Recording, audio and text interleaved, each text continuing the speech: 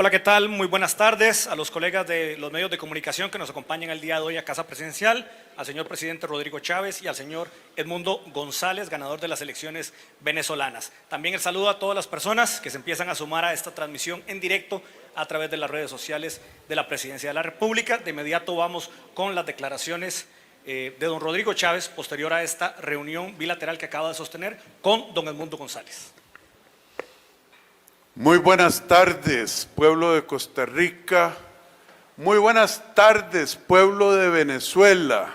Muy buenas tardes, pueblo latinoamericano.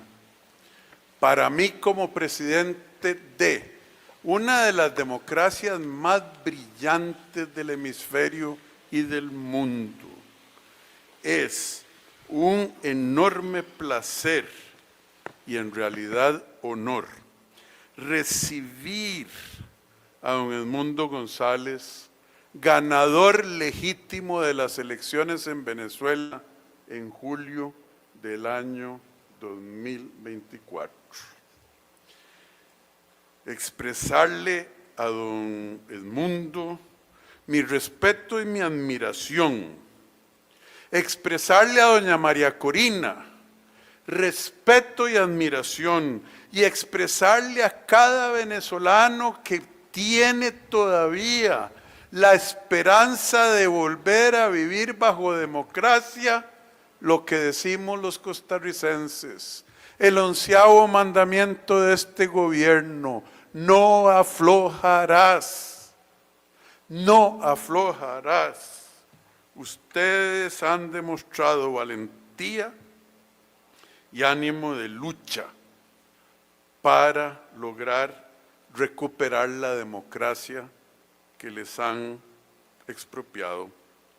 Don Edmundo, lo recibimos con brazos abiertos, no solo como ahora amigo, sino como un líder valiente de la oposición en Venezuela, que ellos no oponen nada en realidad, ellos son pro democracia, pro respeto al derecho del sufragio, pro reconstruir el desastre económico que ha hecho que casi 8 millones de venezolanos hayan votado con los pies, algunos pasando por el infierno verde del tapón de Darién, exponiéndose a fieras, asaltantes, abusos, serpientes.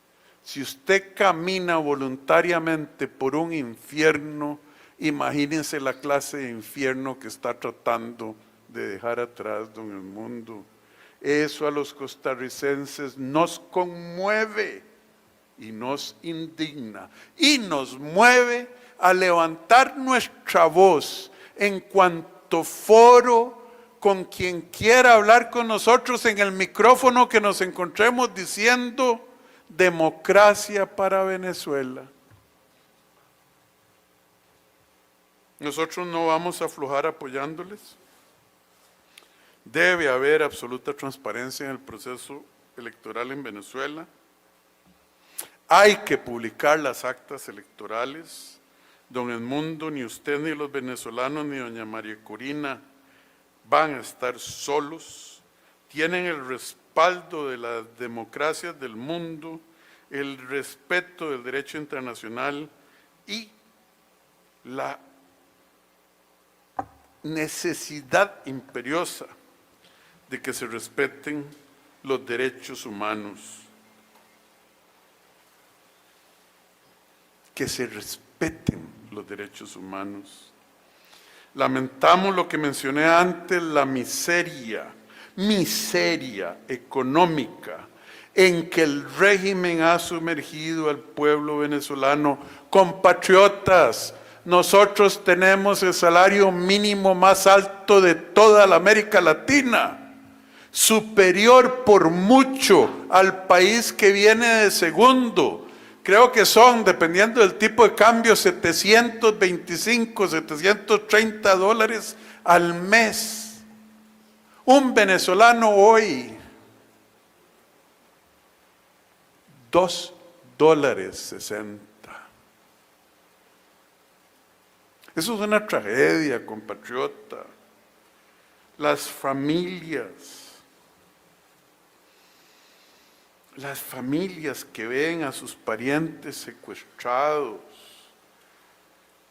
por ejemplo, Rafael Tudares Bracho, yo me solidarizo con ustedes. El fraude que violenta la voluntad democrática de un pueblo, ese es un pecado que yo no sé si Dios lo podría perdonar, pero no lo creo. La traición es imperdonable. Y cuando se traiciona a millones de compatriotas al expresar su voluntad, se comete un pecado de difícil explicación y aún más difícil comprensión. El deber moral de Costa Rica y de cada uno de ustedes, compatriotas, excepto los desubicados que ustedes ya conocen, es apoyar moralmente a Venezuela, al ganador de las elecciones, al pueblo, para que al fin logre, después de 2 décadas y media, vuelva a tomar su libertad, su democracia y los derechos. Que Dios bendiga a cada venezolano, a cada costarricense que camine sobre este mundo con paz, prosperidad, libertad y democracia. Y que Dios le bendiga a usted, don Edmundo.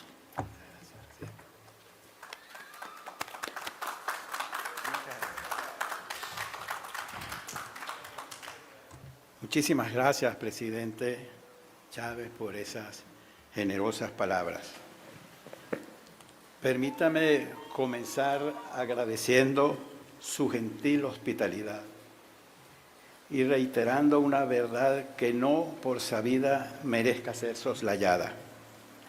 Para nosotros, los venezolanos, como para tantos y tantos iberoamericanos, Costa Rica ha sido siempre sinónimo de paz, de civismo y de democracia.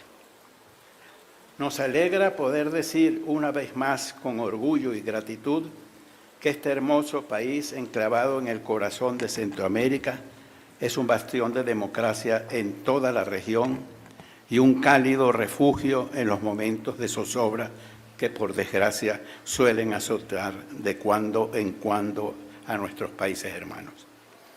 En ese sentido, muchas e importantes las semejanzas entre dos naciones. También nuestra Venezuela encarnó un papel similar a lo largo de un tiempo notable cuando ostentaba con orgullo su flamante democracia durante la segunda mitad del siglo XX. Costarricenses y venezolanos recibimos por aquellas décadas con los brazos abiertos a miles de exiliados inmigrantes de distinta procedencia y sobre todo de nuestra región, flagelada como estaba en aquel entonces por feroces dictaduras militares y por violentos movimientos armados. El destino ha querido, no obstante, que a lo largo del presente siglo nuestra hermosa Venezuela se nos haya desviado de aquella senda virtuosa. Cuando las corrientes de la historia apuntaban en otra dirección, los peores elementos de nuestra tradición política volvieron a emerger con fuerza, primero a través de las armas, para luego valerse de las urnas. Lamentablemente es ese uno de los males más característicos de nuestro tiempo y contra el cual los venezolanos de hoy no dejamos de alertar.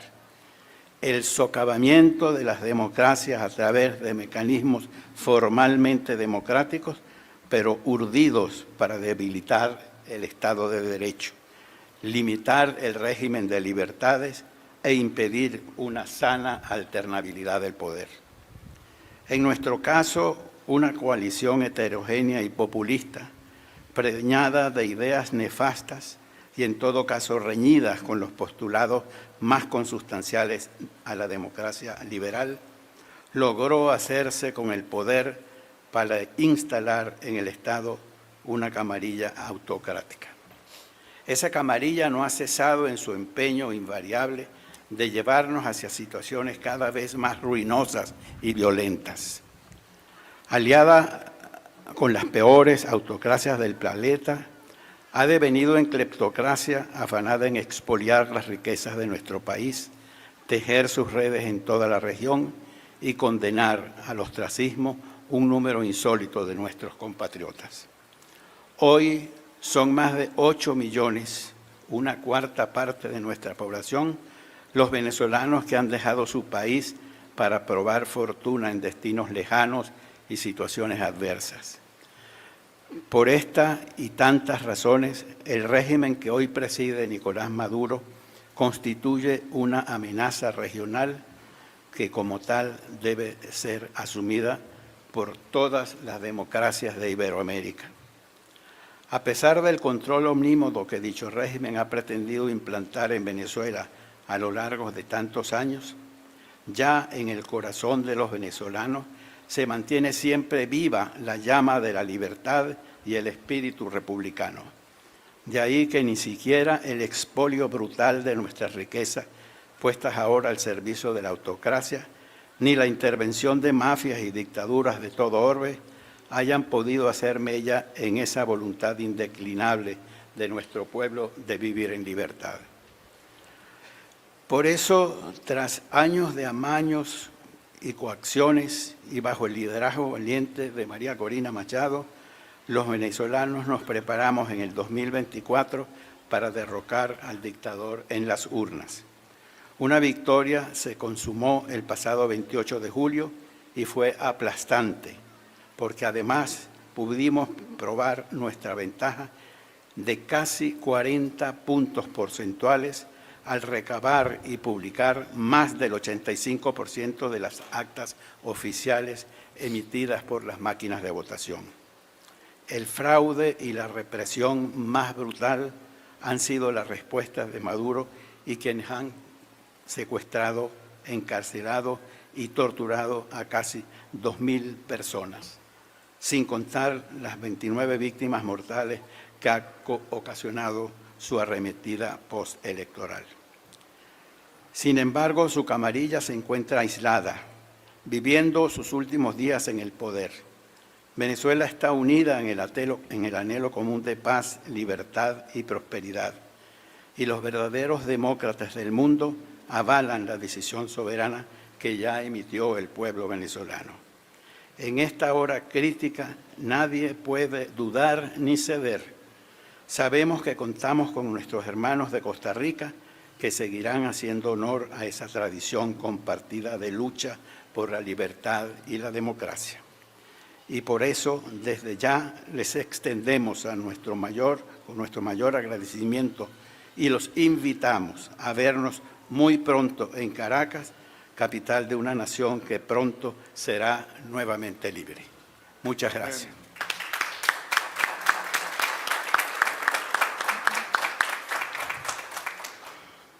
Gracias a don Edmundo, muchísimas gracias a don Rodrigo. Vamos a pasar rápidamente a la sección de consultas de los medios de comunicación que muy amablemente nos acompañan el día de hoy. Comenzamos con Emanuel Miranda de Central Noticias. Bienvenido, don Edmundo. Mi pregunta es, en Costa Rica viven 40.000 exiliados venezolanos. Llegando al país, ¿cuál sería el mensaje que usted les puede dar? Porque afuera nos indican que añoran con poder volver a Venezuela. ¿Cuál es el principal mensaje que usted les puede otorgar a ellos? Que esa pesadilla pronto les va a terminar.